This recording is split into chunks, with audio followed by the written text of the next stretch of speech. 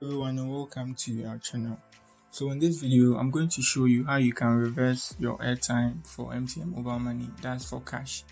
So let's get into the main part of the video. So the short code to do this is *170 and hash, and then you send.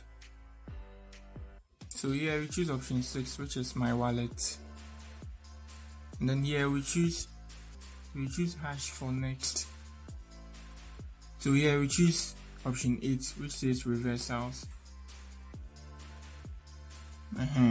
So here option 1 is airtime reversal, and then option 2 is transaction reversal. So 1 is for airtime and 2 is for wrong mobile money transfers. So here you choose option 1 and then you send.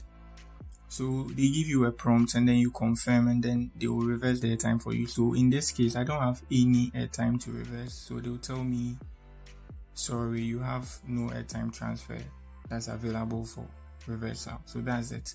So this reversal thing, it has some terms and conditions. So MTN brought this initiative because some people buy data buy airtime mistakenly. Let's say you are buying airtime, let's say you are buying 10 cedis and then mistakenly you input 100 cedis. So this initiative will help you reverse the airtime you mistakenly bought.